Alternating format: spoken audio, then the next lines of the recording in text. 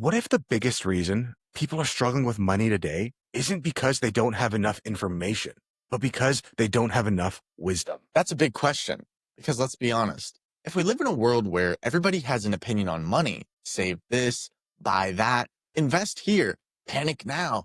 And the crazy part is, with more informational content than ever before, so many people still feel confused, anxious, and stuck. So maybe the issue isn't about advice. It's about knowing how to think about it. Because building wealth is one thing, but building a life of peace, clarity, purpose, and legacy, that's a whole nother conversation. And that conversation is what this episode's about.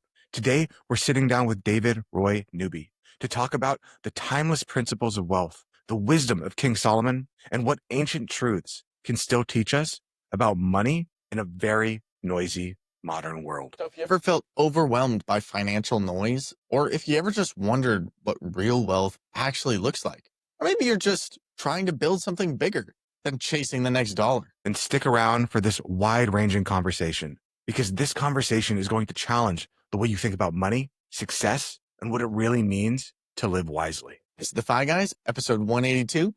Let's get into it. What if the biggest reason people struggle with money today isn't because they lack information, but because they lack wisdom? Today, I'm joined by David Roy Newby, author of Beyond Billions, Creating Lasting Wealth Using Trillionaire Solomon's Success Secrets. David, welcome to the podcast. Chris, thank you for having me. It's awesome to be here. I appreciate you. Of course. David, would you mind introducing yourself a little bit to the audience? Tell me about your history and what led you to write this book. Yeah, so I published 4 books. My latest book is called Reject to Royal. It's a memoir. My previous 3 books, Chris, all took me like 3 to 4 weeks to write. Like, that's the benefit of having your own business. You can just time block. So I do a crap ton of work for a month, clear my calendar for a month, and just write. And it's easy to get in flow if that's all you're doing. And so I just knocked them out. The memoir took me 2 years to write for 2 reasons. One, I was wrestling with how do I share my story and the wisdom I've learned through all the mistakes I've made in life, and both the positive and negative things from my ancestors, like keeping the wisdom and letting go of the foolishness. And then also, how do I tell my story and protect other people? There's a spiritual principle called love always protects. And so, being that I was married 20 years to the mother of my 2 children, I'm like, how do I tell my mistakes I made during our marriage and other things, mistakes I made in business, and protect her and protect my sons and protect people and deals that went bad? So, and also it's really a lot more emotional than I realized to like relive and really in detail document some of the crazy stuff from my childhood and adult life. So I really had to learn to be gracious with myself. But I figured, like, I basically was around a lot of murderers and survived people having a gun on me and threatening to kill me twice. So it's pretty wild to have a gun in your face with someone saying, I'm going to kill you, and like live through that. It's one thing to see guys beefing and all like trying to over threaten each other and puffing their chest up. And it's another thing to have someone like with the gun pulled and it right in your face. And so by God's grace, I survived both of those experiences. But I gave myself, they have that phrase in the spiritual world, space and grace.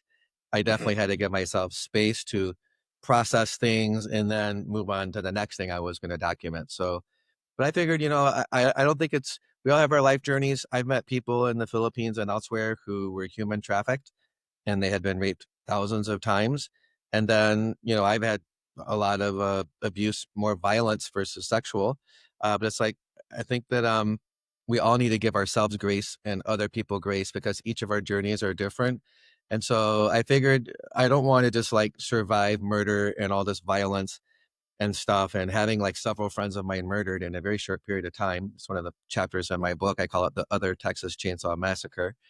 I didn't want to like just survive that stuff and be like, oh, I'm a survivor. It's like, no, I want my sons to realize, like, and anyone else who reads the book, that they can thrive and not just survive whatever abuse, letdowns, things that they live through. So it was definitely a labor of love. I'm in the middle of building a business and I'm like, here I am reliving some of the hardest things I went through, but I'm really glad I did it. So I think the purpose of a book too is encourage and equip other people. So that's always my intention. I think we should all make that our intention if we're writing a blog post or a social media post. Like, how can I encourage and slash equip other people? What are some of the greatest lessons you learned by going back into your history and like seeing those, I'll call them traumas? What was the greatest lessons you learned there? Um, so I'll do a little backstory and answer the question. Okay, give it context. In 2012, I was in the Philippines for 7 months working on some gold deals. I happen to work in the gold industry right now. And one of the times someone threatened to murder me was in the jungle of this remote area of the southern Philippines. If the guy would have like pulled the trigger, I just would have been food for pythons and whatever else lives in the jungles around there, some wild monkeys and some wild boars, and they probably would never found me and my sons and my ex-wife. And I thought, like, never know what happened to me. So when I came back to the hotel room that night, I'm like, why did I take these crazy risks? I realized for the first time what was driving me in business to be successful was to prove my worth to my stepdad, who told me he wouldn't adopt me, and my father, who was not on my birth certificate. Like everything I did from age 7 to 37, I was 37 at the time, was to prove my worth to them, to prove that I was worthy of them claiming me as their son. And like, words of affirmation is my number one love language. It's like the biggest heart desire I ever had was like to hear my dad say, like, I love you, son. I'm proud of you. Like, I'm glad you're my son. And I never heard that verbally. I think a lot of people desire that. It could be their mom or their dad, maybe that doesn't speak their love language well. And there's a lot of people carrying a trauma or a heart wound of a lack of feeling loved by the people who created them or their biggest influences in their life. It could be a grandma, it could be a grandpa, it could be a mentor, whoever it is.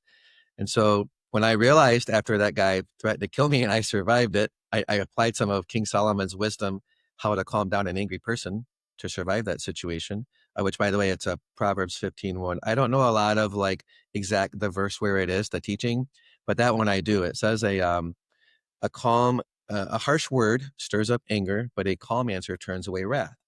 So I was able to calmly answer him when he threatened to kill me right to my face.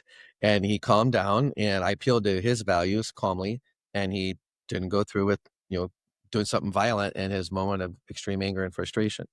So when I realized that everything I was doing was to prove my worth to my dad and my stepdads, then I was like, okay, how do I heal these things in myself that are causing me to take unnecessary risks? And it's good in business to take risks. There's a phrase my one friend, Marshall Silver, says, no risk, no goodies. The ultimate faith exercise you can do if you want to stretch your faith and belief is like go build a business from scratch, do a startup. It's like there's no guarantee of anything. They equate it to jumping out of an airplane and building your parachute while you're flying, and you need to build it in time before you splat hit the ground. Elon Musk said, it's like chewing glass while staring to the abyss. These are some of the analogies for what it's like to start a business. But I realize it's good to take great action and faith. Some people are wired to be creators and really use that creative energy well. But if you're doing it from a place of woundedness, which I was, like my issue was I had a rejection identity because of lack of affirmation from my father figures. Um, you can blow things up and that can cause a lot of harm, not only to you, but to your family, to people closest to you, to your employees, to the people you work with, your vendors, whoever all you interact with. So that led me on a journey from 2012 to like 2016, 17 of just like healing my heart and realizing like I'm a Christian, I believe in God, no matter what your religious belief is, unless you're not an angry atheist. And there are call me the atheists I've met and angry atheists. If you're not mad at this God you say doesn't exist, then I think it's good to ask for divine help in your healing process. So I did that, really was healed. I came to a place of like truly believing in my heart that God loves me, God wants the best for me, God is proud of me. So when I really internalized those truths, I found I was doing all of my work from a much healthier place. So what I realize now about trauma is really be aware of what's going on in your physical body. They call it somatics. Some people say, oh yeah, I do somatic breath work. And somatics is really just a study of what's going on in your physical body. As I was doing like Wim Hof breathing, WIMHOF for those who aren't familiar, and Joe Dispenza tapping into new potentials. There's three breathing exercises for tapping into new potentials. And I was doing the 6-minute pre-breath work exercise of those three. And what you do is you compress your whole abdomen and you move all of your cerebral spinal fluid up into the base of your skull. And I used to be an X-ray tech and I studied neurosurgery. So there's this fluid that goes from the base of your skull, it connects to your brain and goes all the way down like to the bottom of your butt, you know, what some people call the, like the primal creation chakra, right? The energy center where life is created through people mating and creating a child or a being. So doing that exercise, it really calmed me down, both in my nervous system and also chemically. I realized most of my life, Chris, I was like running on fight or flight. Like I had adrenaline in my system. My body was wired to always be looking for danger. I mean, you grew up around violent people who are threatening violence and doing violence to one another, and my mom getting beat up by men in her life. Uh, I didn't realize that was driving me. So you could say in a way that guy threatening to kill me in the jungle, the remote Philippines, was an ultimate blessing because that led me on a 7-year healing journey where once I healed my heart, then I was really able to be aware what was going on in my physical body. And through breathing, like now I really operate from a place of peace 90% of the time. And if something happens, they call it triggers, right? If something triggers me, like I will feel the adrenaline in my forearms. And I'm like, I'm in fight or flight. And then I'll just, even if I'm in a meeting and it's happening, I'll just do box breathing. You like breathe in for 4, hold it for 4, breathe out for 4. And it just gets rid of that adrenaline really fast. So it's really neat if someone listening or watching this has gone through a lot of their own trauma, like be aware of what's going on in your body and really calm your body down. It gives you so much access to whatever you need in that moment. You need wisdom, you need healing, you need the boldness to make a powerful request, and you're nervous to make the request, whatever you need in that moment. So yeah, those are like some things that I just became super aware of. And I hope I answered your question well. I gave the context and sort of showed how I operate now. But yeah, I think those are some great keys to deal with trauma, ways to deal with it productively. Wonderful. I think a lot of people, they look at the mind and the body and they think they're two separate entities, like if I feel it in my body, that's because it's in my body and my brain's in a different place. But in truth, they're one and the same. Like there's a positive feedback loop that can run, that people can end up feeling the trauma in their body, and then their brain says, here's the trauma, and then they feel the trauma in their body even worse, and then they can get spun up. So it's wonderful that you have that propensity to realize like, oh, I'm getting lost here, and bring myself back to the breath, bring myself back to the present, and realize like I'm not back in that situation that my body Mm-hmm. believes I'm in order to keep me safe. Do you feel, Yeah, it's David, that wild that you most can relive those things and literally bring them into your physical reality in the now. That's what's went on with Wim Hof. He was like, his wife committed suicide. She had a lot of mental challenges. And he was like playing the movie of her dying and abandoning them for a year and a half. And he realized, I have 3 young kids. I have to heal myself because I have responsibility to these 3 kids. And so it's really cool to see how he started doing like cold showers, and really like the cold water brought him into the present and got him out of that mental movie doom loop. And then he added the breath part after. But it's really cool to see like him intentionally healing himself, how it's empowered millions of other people.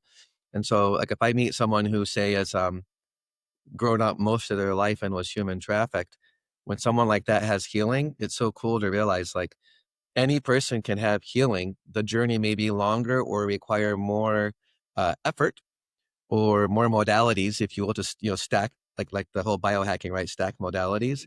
But it's like we can truly the human body and psyche, and we're spiritual, emotional, and physical.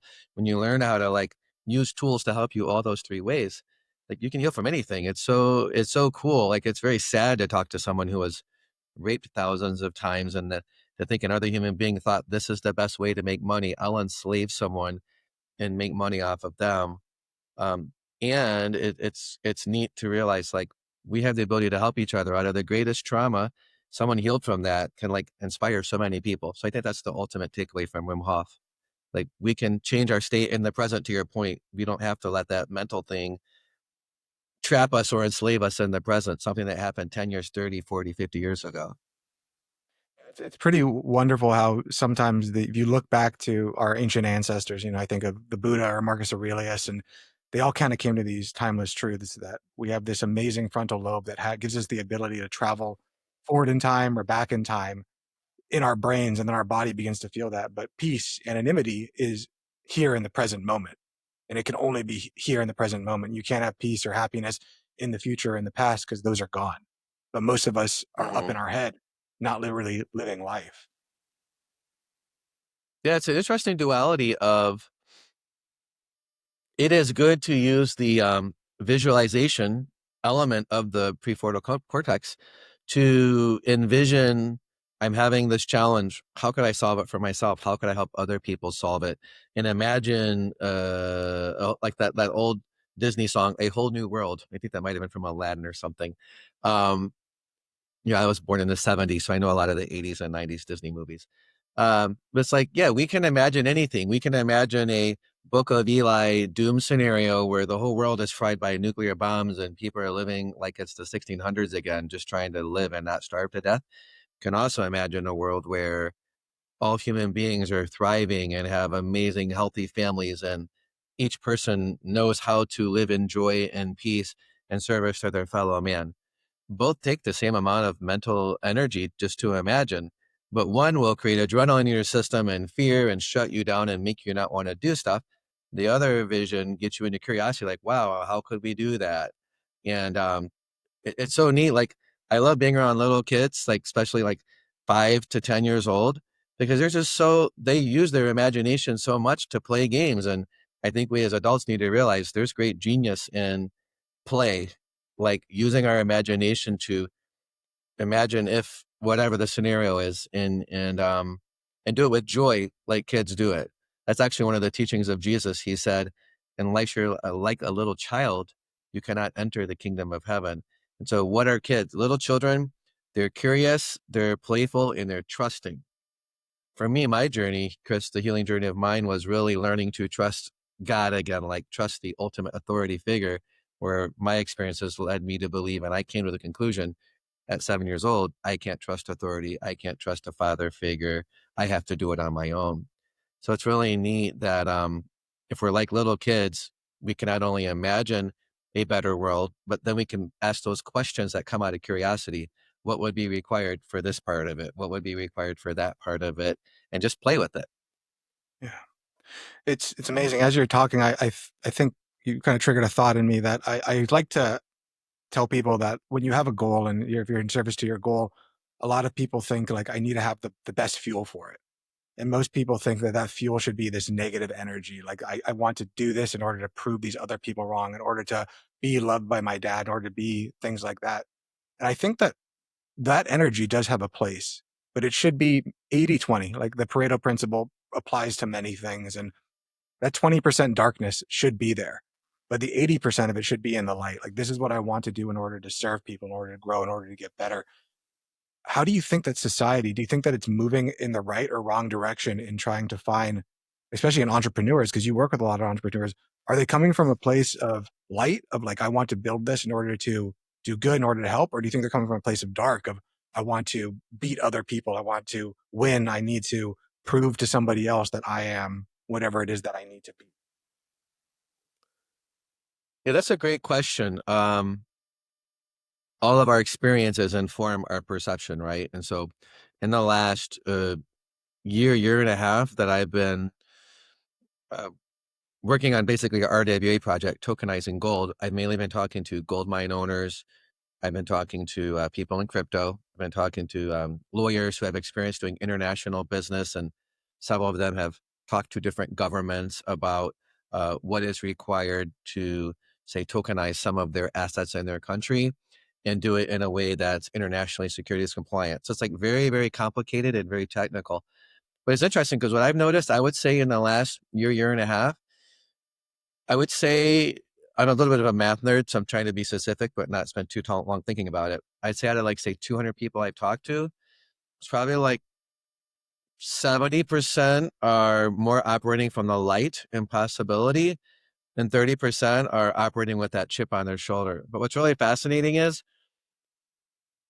because I'm like, I would say a recovered rageaholic, where I'm generally just a loving person. I love everybody, but I had this like, I'm going to prove myself to my dad's thing in my subconscious driving me.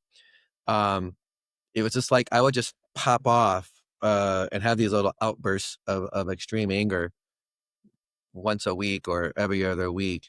And now looking back, I realized this all this adrenaline in my system, this unresolved belief about who I was, plus chemically, it was not a good combo.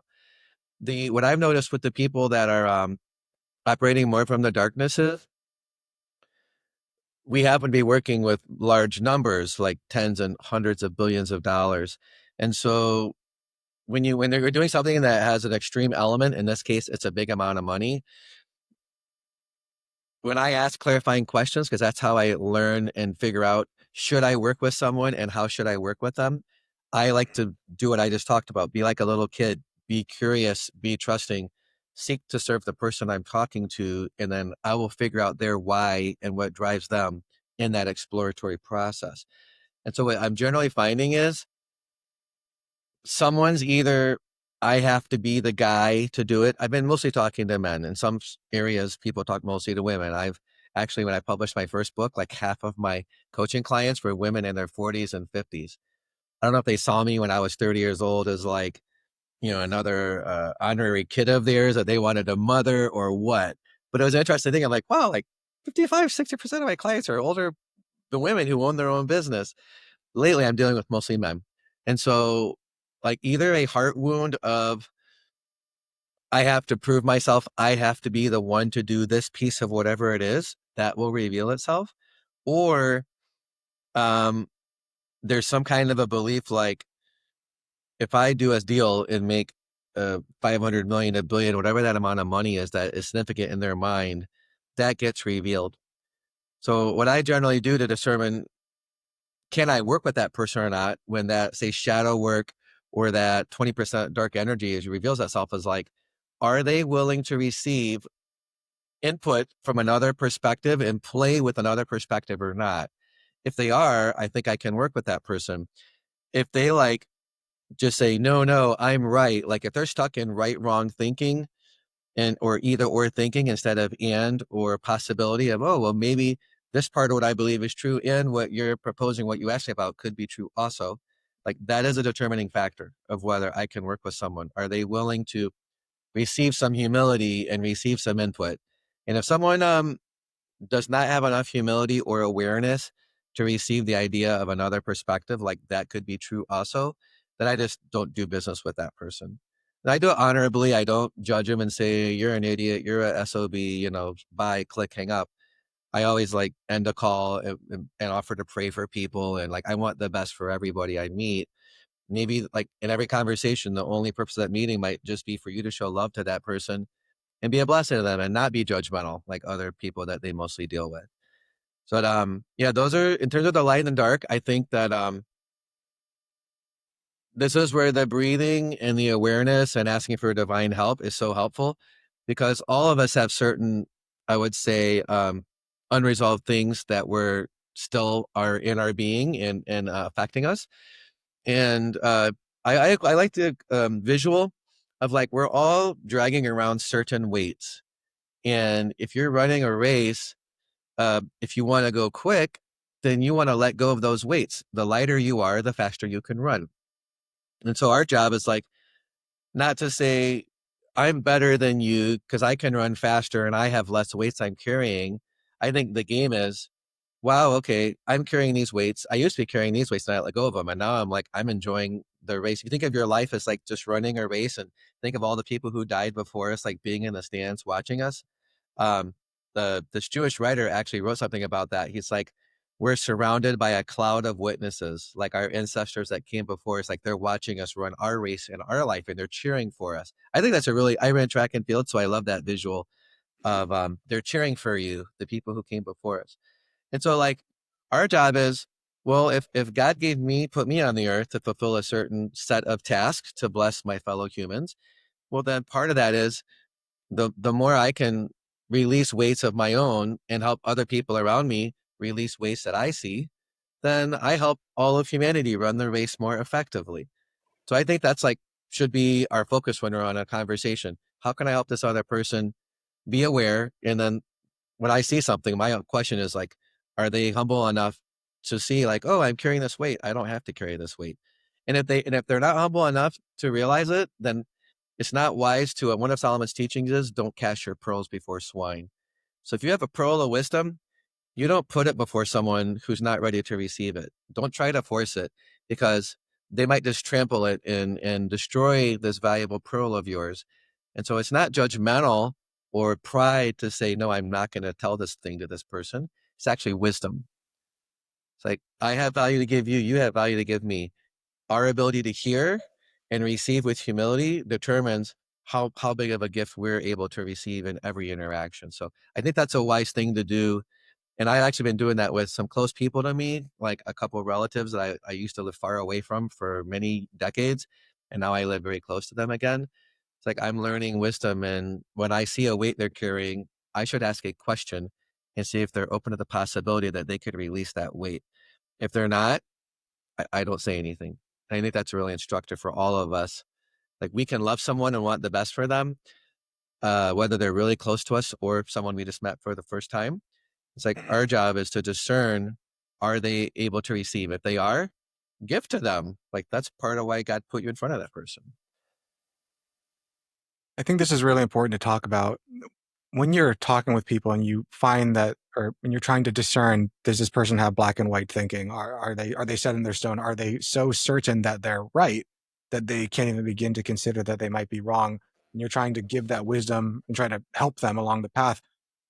How do you know what questions to ask, or what is it that you're doing in there in order to parse that out? Because I feel like there's a lot of people that don't even know what steps. So how can we make this practical for our listeners?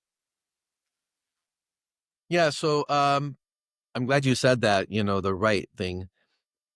My mom grew up in a family of 9 siblings, and there was a pattern of many people debating. It was like, imagine this crazy free for all speech and debate club. They're all debating. I'm right. No, I'm right. Several of my mom's siblings read a lot of books, like it was literally to gather ammo to prove they were right. They would reference third party authority. And so my mother still ran that as part of her operating system, wanting to prove she was right, wanting to show how much she knew. And I definitely, caught that from her. And I love her. I'm so thankful that she's my mom. Like I learned to really love and appreciate learning. Like this time in history, we can get on a digital device anywhere in the world and access all of the world's wisdom and knowledge. Like we're so privileged to live in this time in history.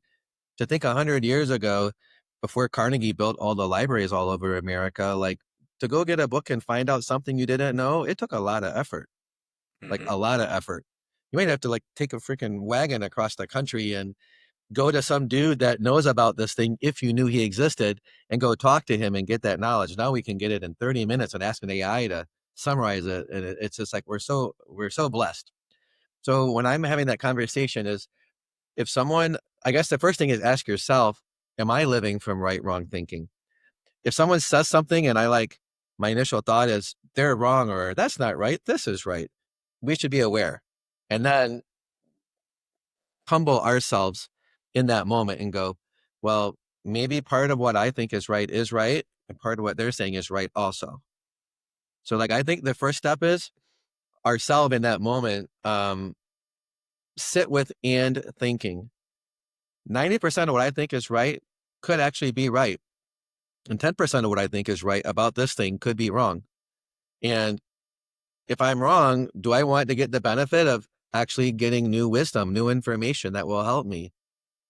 Um, that's been my biggest growth, Chris, in the last 2 years is I can talk to someone who's very in a fixed way of thinking, like they want to prove they're right. And if you challenge them or ask them a question, they'll like reinforce, like, how dare you ask me that question? Like, I'm right. Like, I already told you.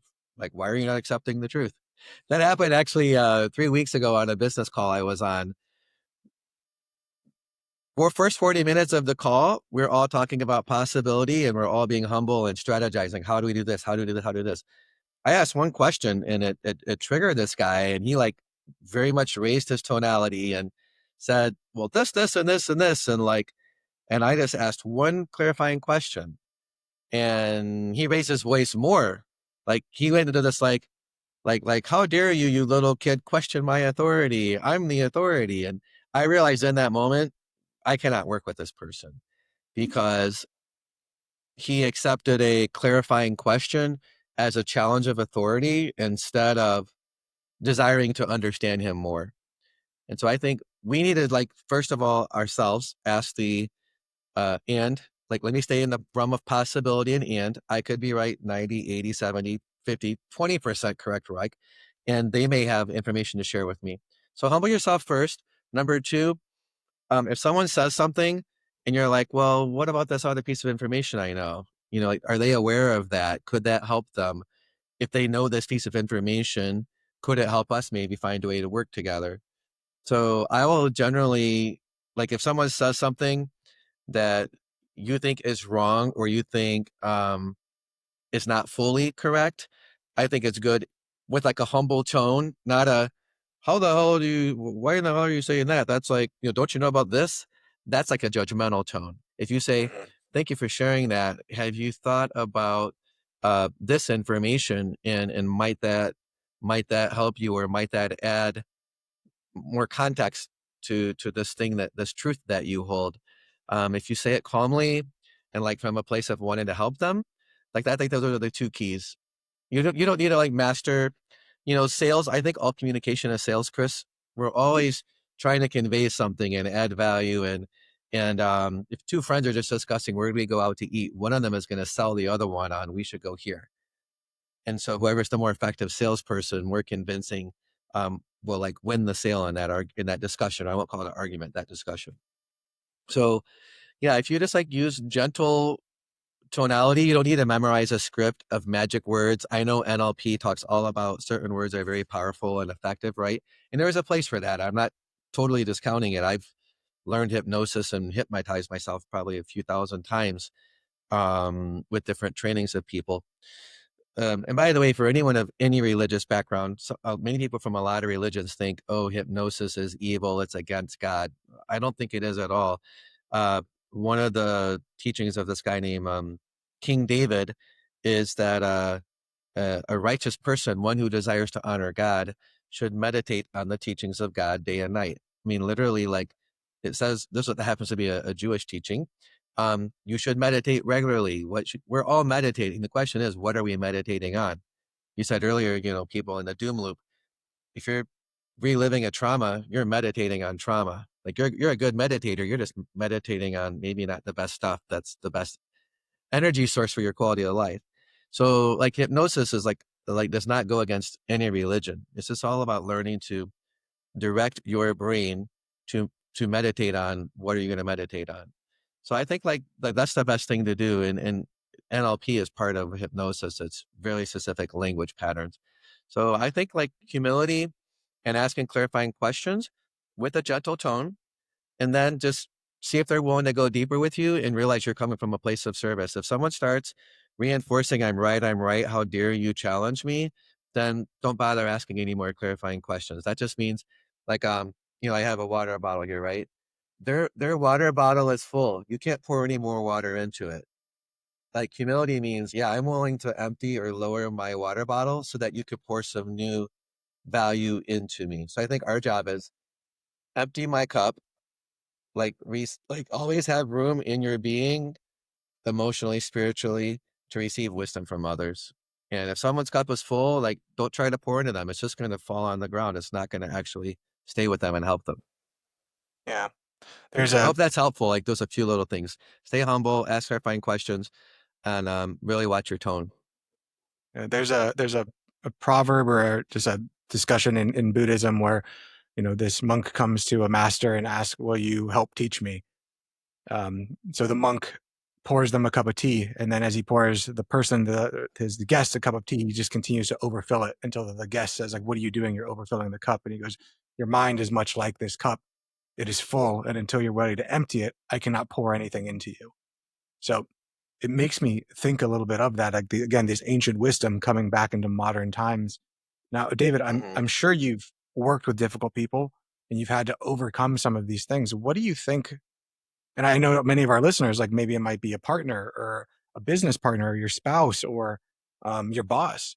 who maybe you feel like I'm coming to it from a place of non-judgment, I'm coming from a place of and no matter what I do, this other person will not receive that. But I still have to maintain a relationship with them because of life or because of work or because of whatever. How does someone overcome that? I would say, number one, expand your capacity for grace, uh, especially in the closest relationships. Like a lot of people I heard are like divorcing their parents, like they're just stopping to talk to their parents. I don't think that's healthy. I think that we can be gracious with others' weaknesses the same way we would want people to be gracious with our weaknesses. I think that's a foundational first part. Second thing I would say is you can't change your family, your siblings, your parents. People, you can change your spouse. Some people have gone through 5 or 6 spouses. My stepdad, like he's been married 10 times. The guy that was my male role model till I was 7. It's like number one, realize even if someone's set in their ways and difficult, that even that itself is a gift. Like I can learn wisdom from their just like unwillingness to grow in this area or consider new information. So like I think that itself allows you to be more gracious. I'm like, oh wow, what's the opportunity for me here? Well, I can be forgiving. I can let go of offense. If you're feeling aggravated and like someone said something hurtful to you, you can get pissed about that and remember that and put that in the memory bank to use as ammo later. Or you can just say, hey, what is the opportunity? I have the opportunity to forgive them, to be gracious, to overlook the offense. That's actually one of Solomon's teachings. It's to a man's glory. That just means all of humankind. It's to a man's glory to overlook an offense.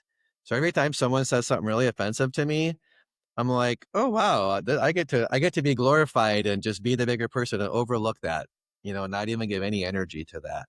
Like it's a cool reframe of someone saying something really rude or offensive to you, especially if it's in front of other people. Um, if you have an unresolved heart wound or rejection wound like I had, I used to really, really get pissed about that stuff and have a big chip, like you said earlier, Chris. I'm going to prove them wrong about whatever they said about me. So I think the other thing too is, let's say it's your spouse and you want to have the best relationship, or a close business partner or a close friend, and you really want to have a relationship with them. Like, um, just like um, be curious about how can I show love to them in a way that can help them have another perspective. People really respond well to love. There's this 1 Corinthians 13. It's this guy named Paul wrote it, a Jewish guy. They call it the love chapter. Even if you're like an agnostic, you've never studied Buddhism or Christianity or Judaism or Islam or anything, right? I think it's instructive to read, like download the Bible app and read 1 Corinthians 13.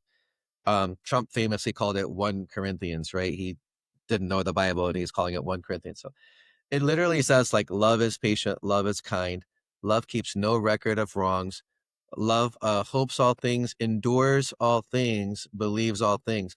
So that means in a relationship, uh, love overlooks offenses. It lets go of offenses. It endures all things. If you truly value this person and you feel like they're meant to be in your life, then you will endure mean stuff they say. You can still, I think it's all really helpful, Chris, to set healthy boundaries. Be like, hey, make a powerful request. Like say it's your spouse or a close friend, right? You can even say it guy to guy. Like it's helpful for us to say to each other, I love you, because there's 3 kinds of love. There's eros, which is romantic love that like 90% of love songs are about. Um, that's the root word of eroticism, right? There's phileo, which is a love of friendship. They call Philadelphia a city of brotherly friendship, brotherly love. And then there's agape, the love of God. I think that we need to have a lot more phileo, like healthy friendship, saying we love each other to just people that are our friends. So let's say your guy friend or a lady listening, she's with her girlfriend, and they say something rude or something that's hurtful. Do you say, hey, I love you, and when you said this, I experienced this. I felt this. Don't say you made me feel. Just say when you said this, I felt this. And then say, because I value our relationship so much, like I request in the future, can you say something you're frustrated about, whatever, in a productive way instead of a destructive way that, like it always honors our relationship. So I think that's a really powerful thing to say. It's like, I love you. When you said this, I experienced this. I request this. Like that framework solves, I would say 90% of things. Because as long as you say it, again, with that humble, loving tone. If you're like, when you just said that, I felt this, and like that sounds judgmental, and it can easily become more confrontational. It can ratchet up the confrontation versus bring down the temperature of the conversation. I think you said something really important there, that so many people, they look to other people's behaviors and they make the statement, "You made me feel this way." And I think it's so Hmm. powerful. You just say, like, no one can make you feel anyway. That feeling was within you and they triggered it, Hmm. but they did not make you feel that way. That was an unconscious choice, but a choice nonetheless to have that reaction. And I think another thing you brought up that's really important is, if you love someone hoping that they will change, that's not true love. Like, if you love someone needing them to change, then you don't really love them. You love the You love idea of you them. love the possibility of a potential future person that you think you can create. Yeah, yeah. Mhm. Accepting what is so powerful. Yeah. Yeah, I'm glad Now, you David, said you that. I like to say commit to responding instead of reacting. So that puts you in the driver's seat, right? You take full ownership of what you're experiencing, and you respond intentionally. And then also, yeah, like that's the main thing there. Just respond instead of react. Yeah, which is hard for many people because so many people are locked in their emotions. They feel whatever emotion I'm having must be the correct emotion because it's so visceral. It's so true to me right now, without realizing that everyone else is also having their own reactions. And just because you have a reaction, that doesn't mean that it's truth. It's just a response. A fun game you can play with, Chris, is like I used to donate blood at the Red Cross. I used to, in college, I donated platelets. In Athens, Georgia, when I moved to Detroit, I'm like seeing these ads, get $150, $200 for your platelets. I was giving away my platelets for from Nutter Butter cookies and orange juice and watching a movie and having an hour and a half of downtime while they take my platelets out of my blood. Anyways, I'm like, what? People get paid for this? So they regularly are checking your blood pressure and your heart rate, right? They always make sure every time you come in, nothing's going on in your body that would make it dangerous for you to give blood or give platelets. So a fun game you can play about like taking agency for your state is realize emotions can change like so fast just from breathing. And how you can prove it to yourself is, let's say you're feeling a little stressed. You can get your own little blood pressure cuff for like 30 bucks at the drugstore. Measure your blood pressure when you're feeling stressed. You'll see what it is. You do like 2 minutes of box breathing. Just breathe in for 4, hold it for 4, out for 4, hold it out for 4. You do that for 2 minutes, check your blood pressure again. It will be lower. I did that game at the Red Cross many times because I actually had to get a stress test at one point because I was feeling a lot of pain in the right side of my chest. I'm like, my heart's on the left. What in the world is this? It was just stress building up in my body. The hospital did a stress test, nothing going on with my heart, thank God, or my nervous system or my cardiovascular system. But then when I just started doing that breathing, one time I went in and my blood pressure was high. And it was normally in college, like I used to run cross country and stuff, so it'd be like 110/70. It was pretty low. And my lowest in high school, I had a 37 resting heart rate. Like that's how healthy my heart and my whole system was when I rode my bike a lot and ran a lot and stuff. And I did jump roping too. So I just really put a lot of energy into that part of my health. But then I went in one time and I was stressed and I had a high blood pressure. And I'm like, wait 1 minute and do it again. And I literally just like did deep breathing and was like, like I received shalom, I received peace, I received calm. And they did it again. And it was like each number was 20 lower. So that's a great way to prove to yourself what you just said. Like your state can change so fast. We are so malleable beings. And so if someone says something and we experience whatever we experience, that might just be uh, our bodies and our emotions response based upon what's going on in our physical body. So that's a real fun way to like take full agency for your feelings, is just do that blood pressure thing and breathe. And you can prove to yourself how fast you can change and receive information differently. It is Because amazing. all that As is an someone who input. All that is an input, that statement. That's all it is. It's not the truth. Your emotions aren't the truth. It's just an input. And the output is, how am I seeing it in the moment? Yeah, no, you're exactly right. As someone who kind of grew up in a situation where they felt unsafe as well, David, like I still suffer with a lot of anxiety. So to our listeners, like, I know what David's talking about because I use it for myself, to try to come back to the present, to use the breath, to come back to the present, to realize that, oh, I'm right now, my brain is getting stuck in the future, in these future places that might happen, but most likely will not happen. My body's reacting to this thing that it feels is true, even though it's not. And the way to get that out of that for myself, and it's a constant reminder, is to come back to the present. Like you're here in the present, but your brain wants to escape into anxiety, which is in the future, or into depression, which is in the past. Mm-hmm. Now, David, you've spoken a lot throughout our conversation, and you've referenced Solomon. Could you tell to our audience members who may not be familiar with who Solomon is, who is that, and why do you enjoy his teaching so much? Yeah, I moved 47 times growing up in 6 states, and the 2 funnest adventures of that were living with Eskimos in Alaska out in the woods. It was in the summer, like not in way northern Alaska in igloos. I was more like in southern Alaska, and living in the Philippines. And so living on welfare at the time when my mom was in nursing school. We lived a summer. My mom did medical missions in the morning, like free medical care for people in this very poor barrio. And in the afternoon, we'd go and tell people about Jesus. But in the morning, when my mom's working, my brother and I are playing with the other kids. And a lot of the kids we played with, we were 9 and 10. We're like 7 to 12, our age. And so I learned like, oh wow, poor in America is rich. Like I never complained about being poor again in America once I realized what poverty in a third world country looks like being able to eat once a day. My one friend, he went to work 4 in the morning till 7 before school. He was 10, just like me, to help his parents pay the bills, just so they had enough food to eat. The average adult in that barrio, for an American frame of reference, this was in 1984, made $1 a day. And the average American back then in 84 made about 2,000 a month. Now it's like 3 to 4, but back then it was 2,000. So give me an idea, $25 a month versus 2,000. So very different quality of life. They're literally just barely surviving. Um, and so out of that life experience that made me who I am, had a very high sense of adventure, uh, but also in fight or flight a lot because of being around violent people.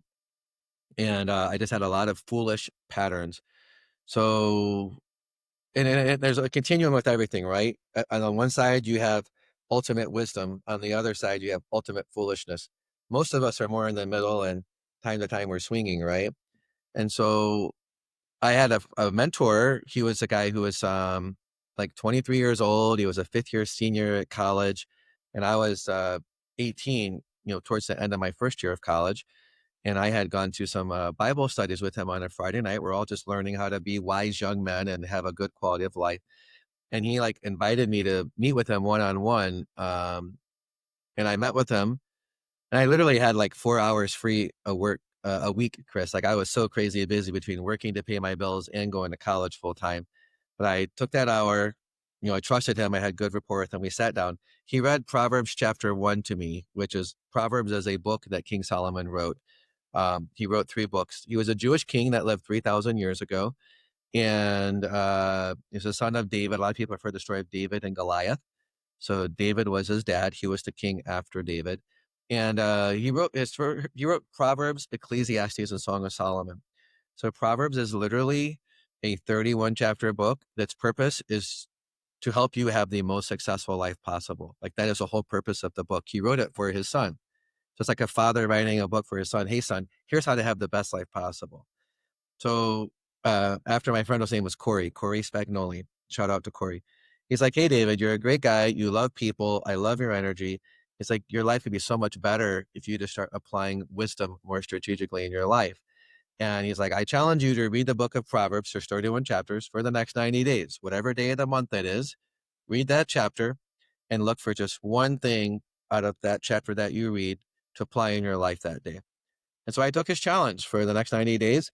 I read a chapter of Proverbs every day, and then generally like one, sometimes 2 or 3, but usually one thing would really jump out at me like, holy crap, I can apply, that proverb, that teaching in this situation and that situation and that situation I'm finding myself in. And my life really did dramatically improve. And so I've been ever since then reading Proverbs every day since I was 18 going on 19 years old. And I would encourage the listeners or watchers, take the Proverbs challenge. Like if the Solomon is considered by historians the wisest person that ever lived, what a lot of people don't realize is if you're a student of wisdom and you study the wisdom masters, Buddha, Krishna, whoever, like you owe it to yourself to, I would say, to study Jesus's teachings and Solomon's. Because out of operating and seeking wisdom from God. And a neat story about Solomon. I'm a history buff, Chris, so I love like how did he get all this wisdom, right? He became the king when he was like 16 years old. Can you imagine when you're a 16-year-old today, like you're thinking about girls and a car and where do I want to go to college and what do I want to do with my life? Maybe you just don't want to go to college at all and you want to start a business if you're an entrepreneur like me. And like he became the king of a nation, like with 6 million people that he was responsible for at 16. Like talk about a heavy responsibility being put on you. And so David gave him a lot of resources. His dad, he gave him this amazing team of advisors to guide him. So he didn't have to figure out everything on his own. He had a whole team of counselors, wise counselors. Number two, his dad left him like a few $billions in the national treasury. So it was like he became president of a nation that's on the brink of bankruptcy because of foolish spending. They had a lot of money. The nation was administered well, but still, he did not have the knowledge and the experience to do this job. So he literally had a dream where like God appeared to him in this dream and said, ask me anything you want. Your dad honored me and was a wise king and sought me to be a good king. He's like, because of your dad's faithfulness, I'll give you whatever you ask.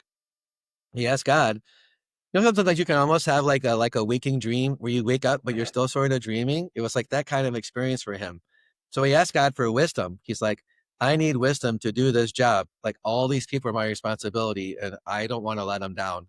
So please give me wisdom to be a good king.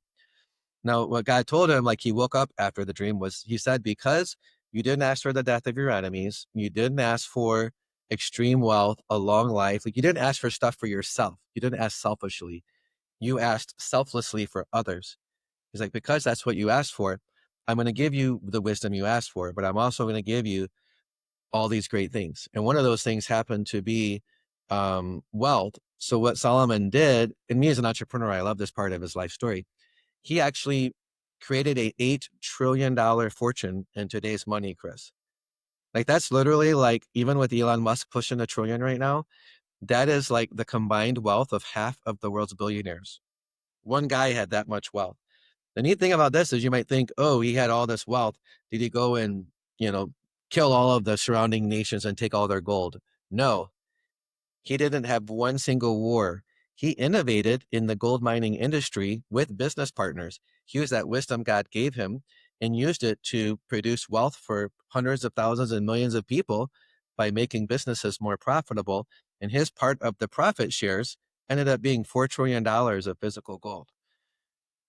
So that's an important distinction. Elon Musk, you know, he's pushing a trillion, but that's stock value. That is not liquid cash.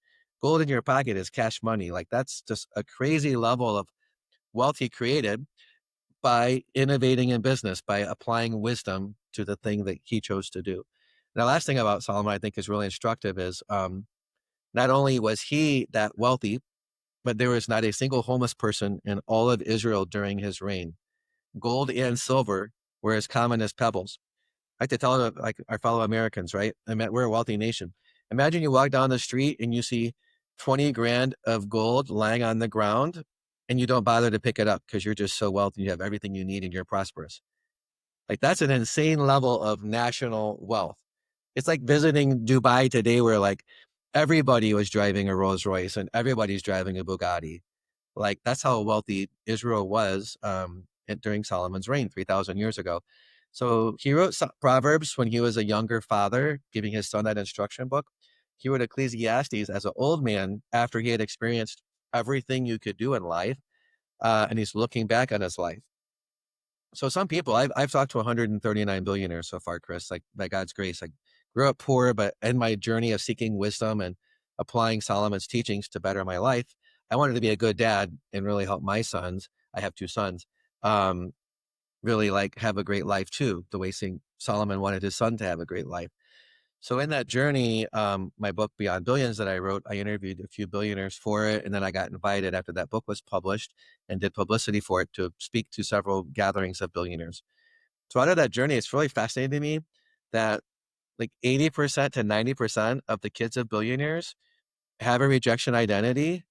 Here they are with all this money, all this wealth, but their parent was so focused on building the wealth that in essence, the business was the favorite kid and they were the neglected kids. And so there's this real like heart wound of rejection that most kids of billionaires have, like I did. So part of what came out of publishing that book was I was able to serve and help a lot of kids of billionaires have healing and realize they don't need to compare themselves to their successful parent that the world is idolizing and always wanting something from. Um, and so I think it's really neat to read Ecclesiastes and go, after Solomon did all this stuff, he's reflecting on his life and what really matters. And a lot of people, like Donald Trump is unique. I'm not getting political, but just in terms of that family dynamic, he's very unique. That he's like one of the 100 kids of a really wealthy person that actually tries to outdo their parent and succeeds.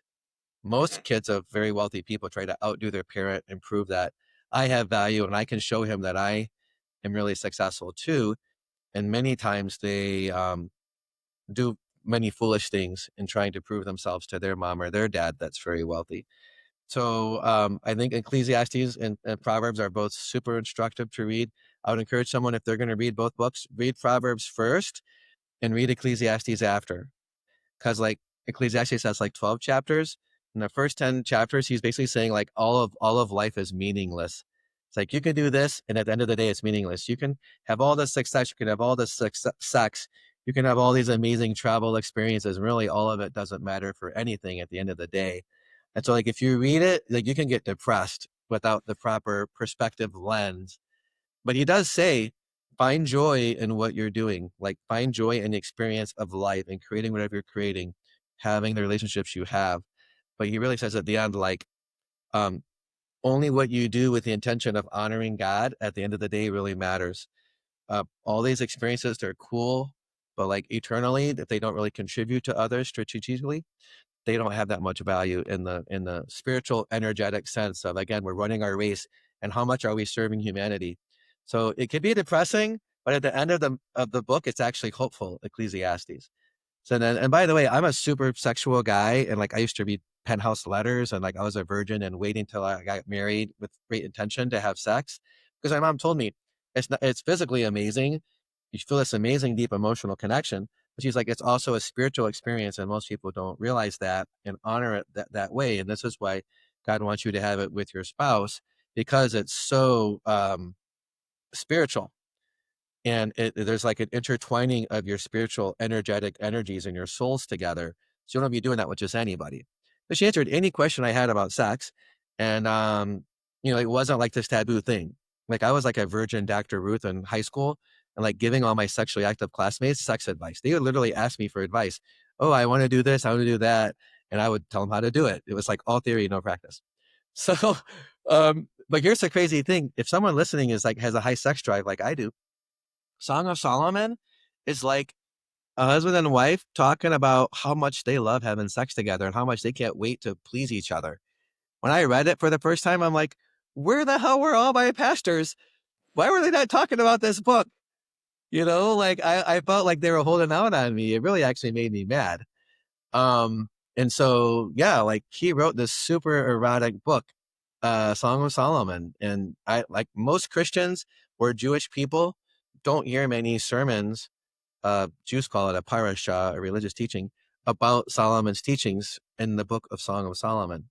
But literally, like I would say it's just on par with the Kama Sutra. It's a super erotic book and it's in the Bible. Solomon wrote it. So yeah, if you like have any kind of Jewish or Christian background, and like maybe you were taught like we don't talk about sex, it's like this taboo thing. I would say that is this puritanical kind of mindset that started in England in the 1600s.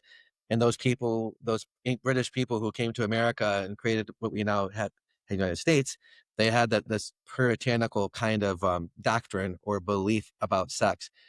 But here's the wild thing, Chris. I think it's important for anyone who has any religious background where maybe even they were a Muslim or they're Buddhist and the family just didn't talk about sex and it was like this taboo thing. Before the 1600s, before Puritanism, the number one book in the whole Bible that Christian religious scholars wrote about was Song of Solomon. So it's wild to think for 1600 years, religious people rarely talked about sex and all the spiritual teachings that we can get out of this book about eroticism and why God wants us to have an amazing sex life. And then Puritanism comes along, and then like 90% of religious people in a Christian worldview like go from talking about it a lot to hardly ever talking about it. So I think that's like, maybe that's helpful for some people to hear that, like, if you want to honor God and you have a crazy high sex drive, like those are not diametrically opposed. Like God created sex and it's awesome. And Song of Solomon gives a lot of great clues about how to really enjoy your sex life, like in a really holy way, like as our spiritual friends would say, like in a really wise, intentional container that gives you all of the benefits that we can get out of sex. Now, David, I find that many people, modern people especially, will look back at our ancient ancestors and be like, well, they clearly didn't know anything. Like they don't have iPhones, they don't have TVs, they don't have the things that I have. They don't have the world's knowledge in ChatGPT. So they clearly couldn't have known anything that applies to modern life. But it seems to me like based off what you're saying, especially with King Solomon and David and everyone that you've talked about, those human problems are going to continue to be human problems. So maybe our ancestors were able to figure out things far more clearly than we can because we're not distracted, or they weren't distracted like we are all the time. Since we are a financial podcast here on the FI guys, FI stands for financial independence. What kind of lessons were you able to pull out from King Solomon and from other ancients when it comes to wealth in the modern time?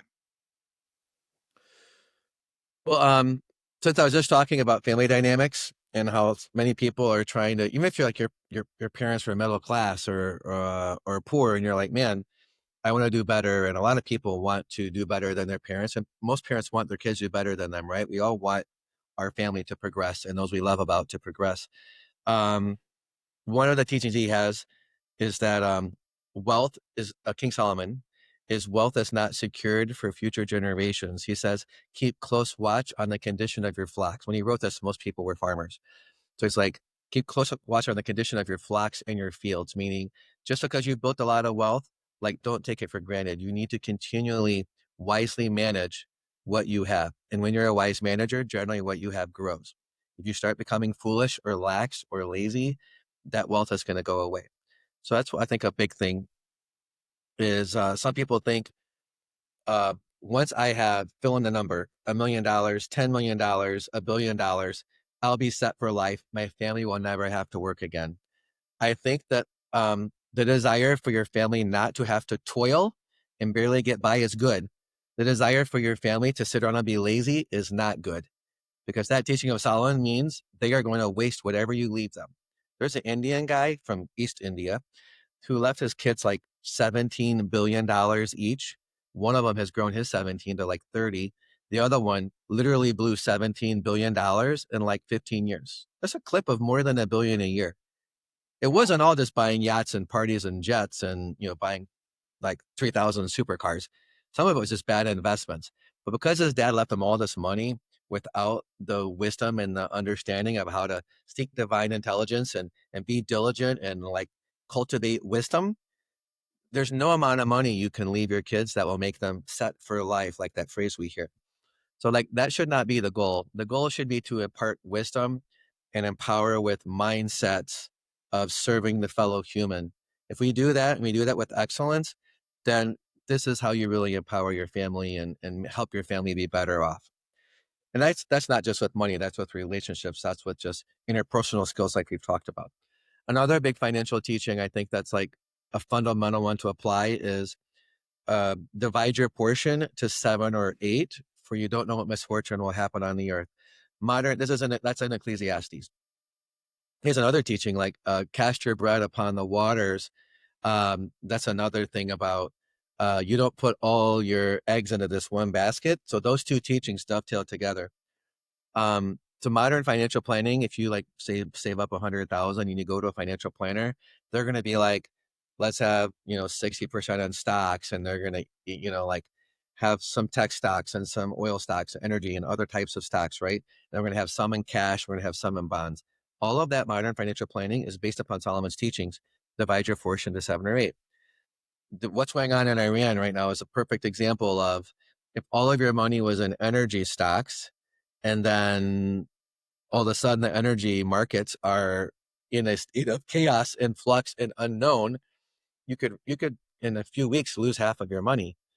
Famously in '08, younger listeners might not have lived through this, people in their 20s, But in 2008, the stock market lost 50% of its value in about 7 months. So imagine you have $1 million, you're thinking, oh, I'm good. I can go live in the Philippines and live like a king on $3,000 a month. If all your money's in stocks and you have a little bit of, say, some dividend paying stocks, your $1 million would have turned into 500,000 in 7 months.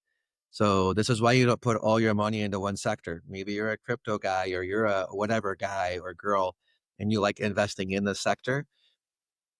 Have mastery and learn to invest in that sector, but don't put all your eggs in, like, if you like technology, don't put all your money in Tesla or some AI stock, because things can turn around and happen that we don't know.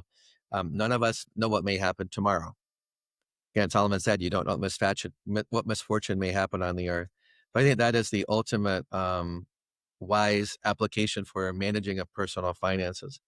And lastly, Solomon says that the hand of the diligent will rule, and in the house of the wise are many rare and beautiful treasures. So an aspect of wisdom is being diligent. That's like a foundational aspect of wisdom. Like, you diligently seek out knowledge and skills and how to serve people. We've talked about interpersonal skills, right? We talked about a lot of different skills on this interview. And I really appreciate your great questions, Chris. So I think that another thing I would add on to diligence is just continuously seek out wise mentors that know something you don't know. Um, in my first book, I mentioned this group. It's called SCORE. I think it's a Service Corps of Retired Executives. And they have chapters all over America and even some international chapters. Like, people who are retired that used to be on a C-suite of a Fortune 500 company, you can go get wisdom from them. You can go on their website, tell them you want a consult. They'll ask you questions. What are you doing? What's your challenge? And then they'll refer you to the best aligned person, near you. They might refer you to the best person in the whole nation now with the internet, and you can do a Zoom call. You don't have to physically meet up. I published that book in 2006. Back then, people were meeting in person. So, like, use resources like SCORE, seek out wise mentors. And you don't need to, like, here's another key thing. In this age, people are over going to AI for answers to stuff. Just that same principle, divide your portion to 7 or 8. Another teaching of Solomon is wisdom is found in a multitude of counselors. So AI is not the best place to go for wisdom and input. A person who has done the thing that you want to do, that's a person that has the context that can ask you the questions, like, that is better than AI. And here's another thing, I'm not going to pick on any company, but data is coming out showing that like 7 of the 8 biggest AIs, they are programmed to guess at the answer to your question if it doesn't know. They are not programmed to say, I don't know. Here are some resources and citations of things you should look at. So it is literally programmed to just guess. And like 70% of the time, it's guessing wrong or giving you substandard data that it pulls from. There's this, one of Solomon's teachings in Ecclesiastes, like, of reading books, there is no end. You can spend your whole life just acquiring knowledge and never learn everything that you want to know. He said at the end, like, that really doesn't matter in the end. If you get like only 10% of the knowledge you want to know about a thing, but you know how to go to a counselor, a wise group of wise counselors that can help you implement that 10% of knowledge really effectively to serve other people, that might be all the knowledge you need. So don't just go to AI. It's very easy with convenience. We're talking about machines and we're thinking, oh, I have access to everything. I don't need my grandparents' information. I have access to more than they know. It is true that you have access to more raw information, but you do not have access to more wisdom than they have. Wisdom is generated and gathered through trial and error and experience, hard won, hard fought with a lot of cost experience. So I think that we have the opportunity now, Chris, to access data really effectively with AI and, like, go to our elders and get their wise counsel on using this information to best serve others. I think that's the end of, like, we should always honor those who came before us, and like, they have a crap ton of knowledge and wisdom to give us that no AI can give us. So, like, I worked in nursing homes for 2.5 years doing x-rays right out of college from like 20 to 22 and a half. And the biggest gift I received from that, Chris, is realizing, like, this American idea that youth is to always stay young is like not that wise. Like there's so much wisdom we can get from old people. Like I actually had a lady, she was 104 years old, like in her house, because we went from these 1,000-pound x-ray machines to 150-pound x-ray machines. When we got these 150-pound ones, they had little bicycle tires on them. We could go right up the steps into someone's house, x-ray them in their living room chair, like do a chest x-ray. And this old lady like told me so many cool stories and like little nuggets of wisdom. She could tell I really wanted to learn wisdom. I'd already been in the habit of reading King Solomon and asking God for wisdom. And I'm like, man, like I want to spend the rest of the day with this lady. Like she's just full of wisdom and she's willing to share it. And she was sharing it with me because I was listening and asking clarifying questions. So I think that's like the end of this modern technology age. Use the tools we have, but like value the wisdom of the elders even more. Like Pareto principle, 80% value the elders' input and 20% value the access to this raw data we have in these tools and with these AI programs. I think that's the end Pareto of those two things. I think And that how that applies to finances is wise input helps you avoid fatal mistakes. Whether you're just investing your money or you're like investing in a business and you're an entrepreneur, fatal mistakes can cost you a lot. And I don't want to be on a negative note, but how important this is, Chris, is one of Solomon's other teachings is have no consideration for wealth because it can fly off to the sky like an eagle. Like your family could have $1 billion and it could be stolen by a government tomorrow. So you think your family is set and they're not. So again, the amount of money you've accumulated is not what gives you safety. It is the knowledge to wisely steward what you have is what gives you safety. So that's why you apply that whole wisdom in a multitude of counselors, and like 80% cultivate and build relationship with and seek out wise counselors. That's why it's the 80% versus only 20% go to an AI for input. I think in our modern times we're drowning in information, but we're lacking in wisdom. As a financial advisor, something I've noticed is people will come to me and they'll ask 1,000 different questions when it comes to money. But in truth, each one of those questions are getting at two core principles, two core questions that they're really asking is, how much is enough and will I be okay? And at the end of the day, you go to somebody else to give you that certainty. Maybe you go to AI, maybe you go to your counselor, but you go to someone of great counsel or wisdom. But in truth, the only person that can answer those two questions, again, how much is enough and will I be okay, is you. Because at the end of the day, just like you said, you could be a billionaire, you could be a trillionaire, and tomorrow the government could decide to seize your money. Tomorrow, like anything could happen. And the question is, will I be okay? No one can tell you that except for yourself. Do you have the wisdom, the perseverance, the ability to build yourself back and be okay, regardless of what happens tomorrow? Because no one knows. We all go through life seeking this certainty to feel safe, to feel like I can make it. When in truth, the only one that can give you that is you. Yeah, it's very well said, Chris. I would say your clients are fortunate to have you as their financial planner because you've done the work you've done.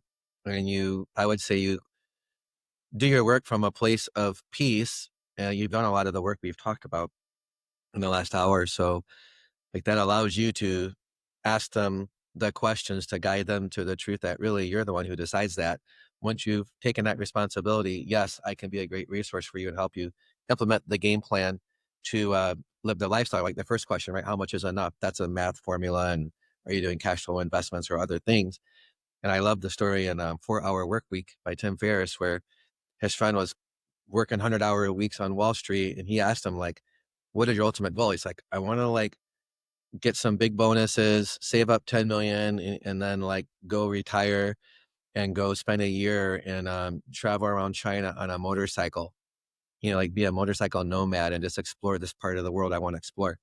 And he's like, like 20 grand is enough money to go and travel around China for a year on a motorcycle.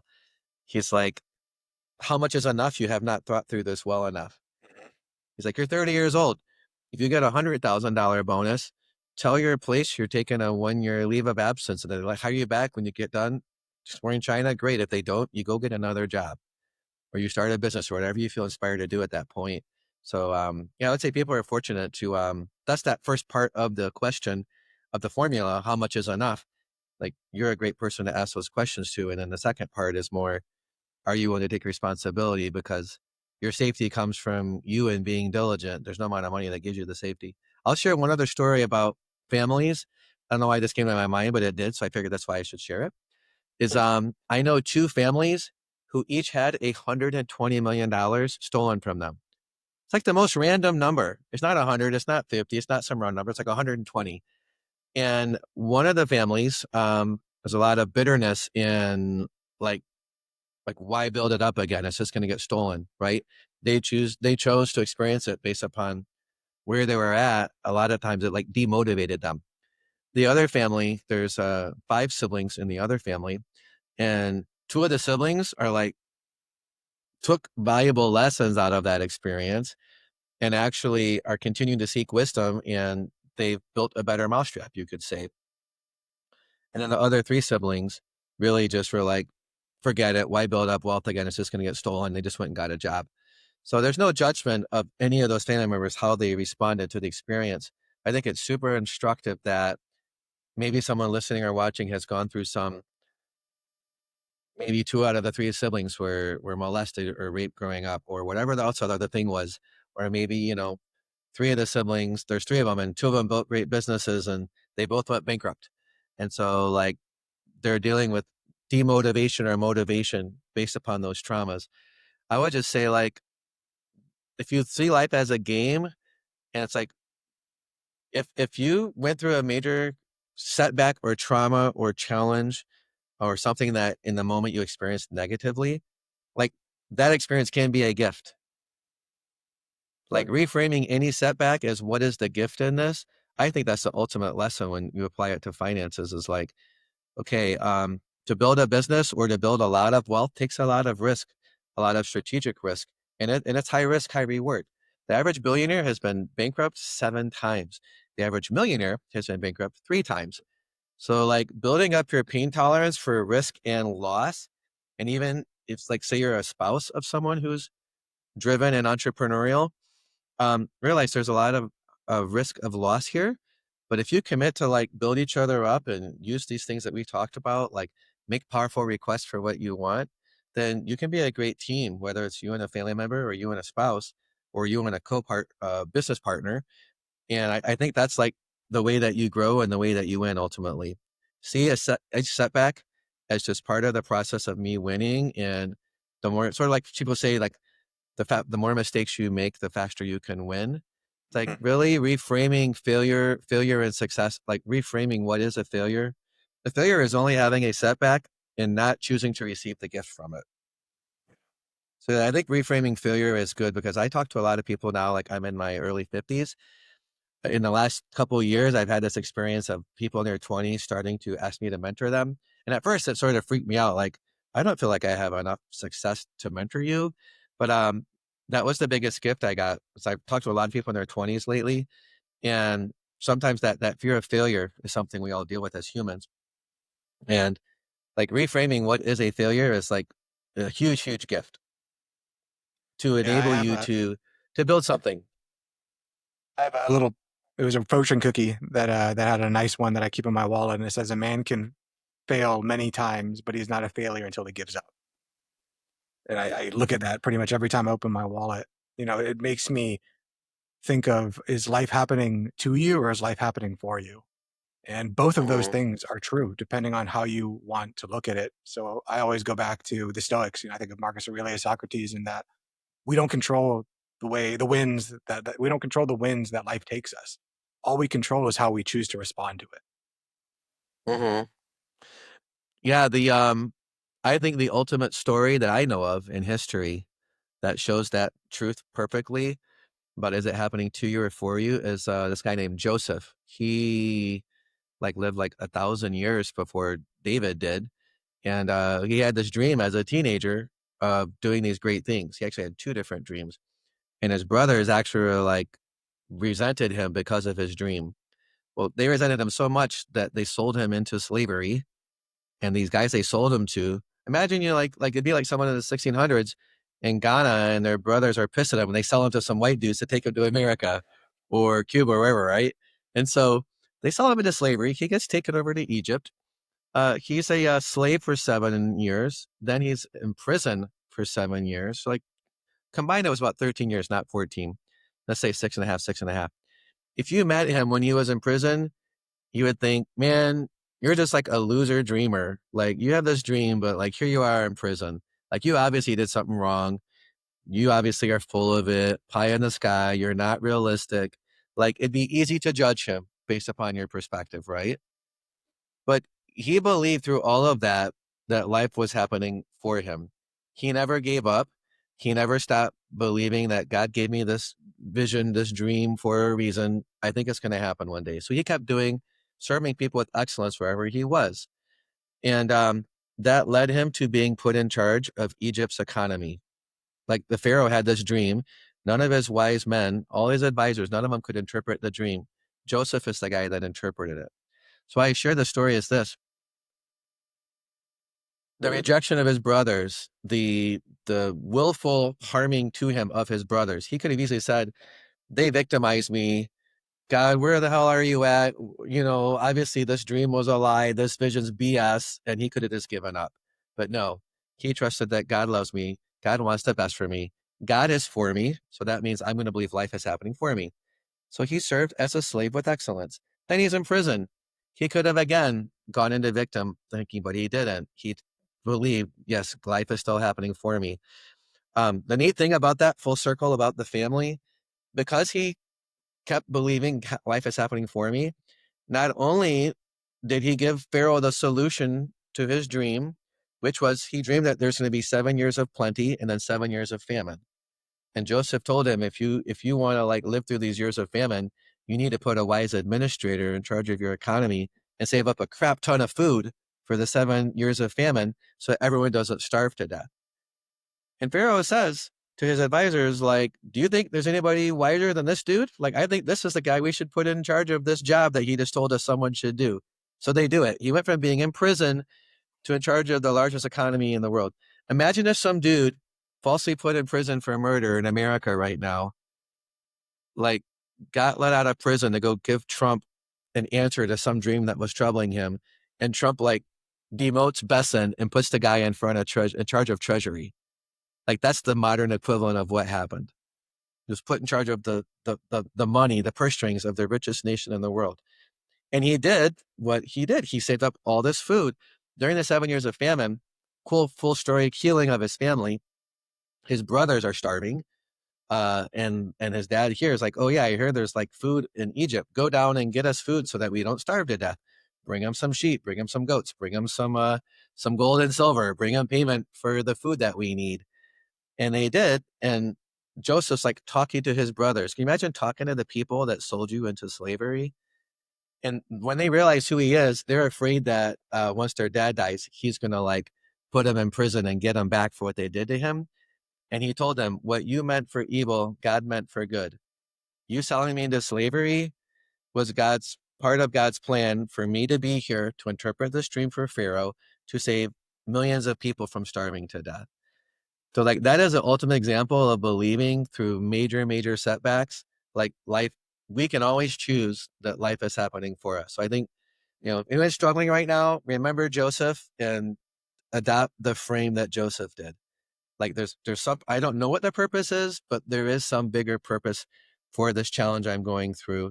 And I'm going to trust what that is and seek out the benefit. David, thank you so much for being on the podcast, for giving your wisdom, for the wisdom that you've learned from some of the greatest teachers that we've had from past generations before us. Where can people go to find out more about you? My full name is, it's right here. I don't know if it shows on the video. If you're listening, David Roy Newby, R-O-Y, middle name, N-E-W-B-Y, last name. So like on socials, that's my name on all of them. And if someone likes gold or crypto, they can read my book, Treasure Islands. And that talks about gold and crypto. And then goldpluscoin.com, that's our crypto project. So those are, by the way, I'm an old fogey. So I'm 51. Like all I have is LinkedIn and Facebook, Instagram, and X. Like I'm not on the cool kid, young kids stuff. So yeah, that's where they can find me. And then David, normally we have a question to end with, but I brought to ask you a different question. you've collected a lot of wisdom over the years, not only through your own trials and tribulations, but also through reading and understanding those who came before you and the things that they came to. If you could go back to yourself when you were 21 years old, what wisdom would you try to impart onto that young man to hopefully get you to where you want to be, maybe even sooner or on a better path?